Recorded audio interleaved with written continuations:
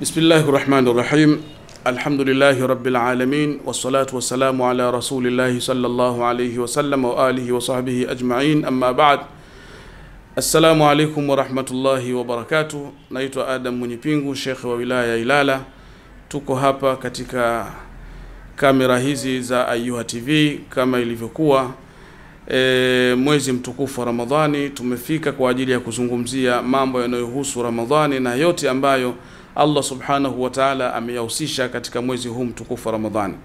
Mwenyezi Mungu subhanahu wa ta'ala katika Qur'ani anasema, ya ayyuhalladhina amanu kutiba alaykumus siyam kama kutiba ala alladhina min qablikum la'allakum tattaqun.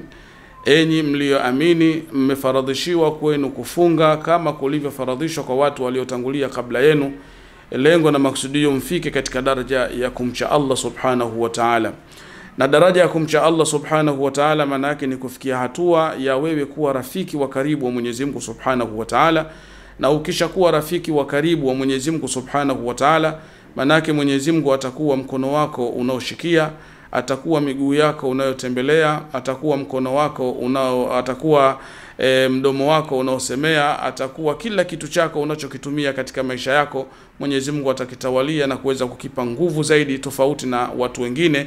Hii ni kutokana na ukaribu na vile ambavyo wewe mwenyewe utajenga uhusiano wako uliokuwa mzuri kati yako na Allah subhanahu wa ta'ala. Kwa hivyo funga ni sehemu ya kutufanya sisi tuweze kufika na kutengeneza ule ukaribu na urafiki na Mwenyezi Mungu subhanahu wa ta'ala. Ndugu zangu Waislamu, funga kwa hakika imegawanyika katika sehemu mbili. Kuna funga ya faradhi na funga ya sunna. Ama funga ya sunna kama tunavyojua ni kama vile kufunga Jumatatu na Alhamisi, siku ambazo Mtume sallallahu alaihi wasallam alikuwa akizifunga, au kufunga yale masiku meupe mwezi 13, 14 na 15 kila mwezi muandamo, au kufunga siku ya Arafa ambayo ni mwezi 9 mfungo 3 kila mwaka, au kufunga Ashura katika mwezi wa Muharram na sunna nyingine. Hizi ni katika upande wa sunna. Lakini fardhi na yenyewe pia imegawanyika katika sehemu tatu. Kuna funga ya nadhiri, mtu akiweka nadhiri kwamba Mwenyezi Mungu subhanahu wa ta'ala akinifanikishia jambo langu hili, basi nitafunga kwa ajili ya Mungu siku moja, au nitafunga kwa ajili ya Mungu siku 3. Basi baada ya kufanikishiwa jambo lako, ile funga ishakuwa lazima kwako, lazima ufunge. Na usipofunga basi umetengeneza uadui kati yako na Mwenyezi Mungu subhanahu wa ta'ala. Lakini funga ya pili ni funga ya kafara. Ni funga ya kafara. Kafara ambayo kama mtu kuna jambo amelifanya, basi inatakiwa ili aweze kusamehewa ni lazima afunge. Kama vile mtu akimuingilia mkewe mchana wa Ramadhani, basi inatakiwa mtu huyu afunge miezi 2 mfululizo.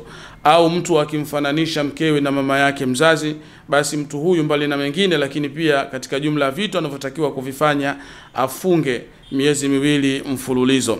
Lakini funga ya tatu ndiyo hii funga ya mwezi mtukufu wa Ramadhani, ambayo Mwenyezi Mungu subhanahu wa ta'ala ametuwekea kama kielelezo ili kusudi tuweze kuyafanya na kuweza kufanikiwa kama vile ambavyo anakusudia Mwenyezi Mungu subhanahu wa ta'ala. Sasa funga hii ya Ramadhani yenyewe namna ilivyo, kimsingi Mwenyezi Mungu subhanahu wa ta'ala ametuwekea utaratibu maalum ambao inatakiwa sisi tuufuate kama Waislamu, inatakiwa tuuzingatie kama Waislamu. Kuna mtu ambaye anapaswa kufunga. Funga hailazimishwi kwa kila mtu, lakini kuna watu waliokidhi vigezo na masharti. Katika jumla ya vitu ambavyo watu wanapaswa kuweza kufunga, vitu ambavyo vinampelekea mtu awajibike kufunga, kwanza ni Uislamu, kitu ambacho hakuna funga kwa asiyekuwa Muislamu. Lakini jambo jingine, mtu inatakiwa abaligh, awe ni mtu ambaye amefikia katika ile sinu tamyiz, mtu ni mpambanuaji wa majambo, amekwisha baligh, kalamu tayari imekwisha anza, basi huyo kwake funga imemuwajibikia aweze kufunga. Lakini pia katika jumla ya vitu vingine ambavyo Uislamu umetuelekeza tuweze kuvizingatia, mtu anapofunga ile funga ili sasa iswihi, ni lazima kuna vitu viweze kuzingatiwa. Katika jumla hivyo, miongoni mwa hivi ambavyo nimevitaja hapo awali, kwamba mtu lazima awe Muislamu ndio funga yake itaswihi. Fala yasihu siyamun min kafirin, haiwezi kuswihi funga kwa kafiri. Lakini pia kwa mtu ambaye amekwisha balighe, funga haiwezi ikawa kwa mtoto mdogo, ingawaje wanatakiwa wafunge ta'awidan lahum, ili iwe ni sehemu ya mafundisho na kuwazoesha baada ya kufika ule umri na kipindi ambacho Uislamu unataka mtu aweze kuingia katika ile taklif, basi iwe ni rahisi kwao, kwa sababu tayari wana jambo ambalo wamekwisha lizoea na wanalifanya. Lakini pia katika jumla ya vitu ambavyo inatakiwa ili iwe sababu ya mtu kuweza kukubaliwa na kusihi funga yake, na hili haswa linawahusu upande wa kina mama, ni kuepukana na hedhi na nifasi. Mwanamke yoyote ambaye yupo katika ada yake ya kila mwezi au ameingia katika hali ya kujifungua, basi mwanamke huyu hapaswi kufunga. Akiepukana na hedhi, akiepukana na nifasi, basi mtu huyu atalazimika kuingia katika kufunga. Lakini pia katika jumla ya vitu ambavyo inatakiwa tuvizingatie katika funga hii, ambayo hiyo itakuwa ni katika sehemu ya nguzo zake, jambo la kwanza ambalo tunatakiwa tulizingatie kama sehemu ya funga, kwanza kupata nia. Na hii katika manhaji yetu ni kwamba inatakiwa kila mmoja anuie kila siku kwamba ananuia kufunga kesho, kama vile ambavyo imezoeleka na utaratibu ambao wazee wetu wametuwekea kuweza watu kunuizwa katika misikiti yao, na hili ndio jambo la msingi na muhimu. Na yule ambaye hakuweka nia yake usiku, maana yake itakuwa funga yake ina matatizo. Na kuhusiana na nia ni jambo ambalo limeelezwa vizuri na mtume wetu Muhammad sallallahu alaihi wasallam, innamal a'malu binniyat wa innama likulli imri'in ma nawa. Matendo yote yanathibiti uhalisia wake kwa nia, na kila mmoja atalipwa kutokana na kile alichokinuia. Lakini pia jambo jingine ambalo inatakiwa lizingatiwe ni kujizuia kutokana na vyote vyenye kufunguza, kama kula, kunywa, kufanya matamanio ya kimwili na kila kitu ambacho chenyewe kinakwenda kuharibu funga, basi inatakiwa mtu ajizuie nacho, asije akaingia katika hayo akaharibu na funga yake. Lakini pia jambo jingine, apatikane yule mtu mwenyewe ambaye anakwenda kufunga aliyekidhi vigezo na ana uwezo wa kuweza kufunga, basi hapo itakuwa funga imekwisha kamilika katika nguzo zake, na tunataraji sasa kutoka kwa Mwenyezi Mungu Subhanahu wa Ta'ala kupitia huruma zake funga hii kuweza kukubaliwa. Ndugu zangu tunaoshuhudia haya, funga ni ibada sirriyatun baina al-abdi wa rabbi, ni ibada ya siri kati ya mja na Mwenyezi Mungu Subhanahu wa Ta'ala. Na ndio maana ibada zote kama alivyosema mwenyewe, kila tendo atakalolitenda mwanadamu hilo ni la kwake, na anaweza akajua thawabu ambazo zinaweza zikapatikana kuhusiana na hilo atakalolifanya, isipokuwa funga hii mwenyewe kasema fa innahu li wa ana ajzi bihi, funga hii ni ya kwangu na mimi ndio nitakayejua namna gani ya kuweza kumlipa mfungaji. Kwa hivyo ndugu zangu, niwahusie pamoja na kuihusia nafsi yangu, tuhakikishe kwamba tunafunga na wala tusije tukajiingiza katika sababu zisizokuwa za kisheria tukaacha kufunga, kwani hatari yake mtu akiacha kufunga siku moja katika mwezi mtukufu wa Ramadhani bila ya udhuru wa kisheria, basi hata kama atafunga mwaka mzima haiwezi kukidhi ile ambayo ameiacha.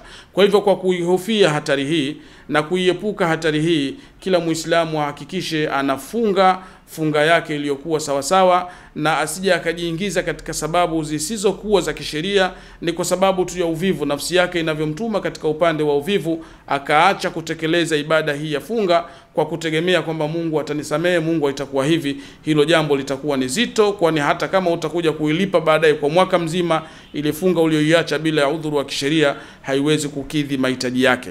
Kwa hivyo tumuombe Mwenyezi Mungu Subhanahu wa Ta'ala, mwezi huu mtukufu Ramadhani tumeletewa na funga hii tumeletewa, basi tuifunge vyema, kwa sababu mtu ukifunga ndio unajikurubisha kwa Mwenyezi Mungu Subhanahu wa Ta'ala, ndio unatengeneza uhusiano mzuri kati yako na Mwenyezi Mungu Subhanahu wa Ta'ala. Lakini pia itakuwa sababu kupitia funga yako kuweza kutengeneza uhusiano kati yako na asiyekuwa wewe, ukaishi vizuri na wenzako, ukaishi vizuri na jamii, ili kusudi mkatengeneza utaratibu uliokuwa sawa sawa, na Mwenyezi Mungu Subhanahu wa Ta'ala akawalipa kila la kheri. Tumuombe Mwenyezi Mungu Subhanahu wa Ta'ala kwa baraka ya funga tunazozifunga hizi atusamehe makosa yetu sisi pamoja na wazazi wetu, lakini kwa baraka ya funga hizi tunazofunga, Mwenyezi Mungu Subhanahu wa Ta'ala tunamuomba azidishe busara na hikma kwa viongozi wetu wa dini na serikali. Mama yetu Samia Suluhu Hassan, rais wa Jamhuri ya Muungano wa Tanzania, Mwenyezi Mungu amlinde na kila baya na amfungulie kila la kheri kwa yale mazuri anayoyafanya kwa ajili ya nchi yetu hii. Mufti na Shekhe mkuu wa Tanzania katika upande wa kiroho, kwa yale mazuri anayoyafanya kuwaunganisha Waislamu na Watanzania kwa ujumla kuwa kitu kimoja kwa maslahi mapana ya nchi hii, naye pia Mwenyezi Mungu amkinge na kila balaa na amfungulie mambo yote yaliyokuwa mazuri na amfurahishe kama anavyowafurahisha Watanzania. Mwenyezi Mungu tunakuomba tujalie kila la kheri. Mwenyezi Mungu tunakuomba tuepushie na kila la shari. Wassalamu alaikum wa rahmatullahi wa barakatuh.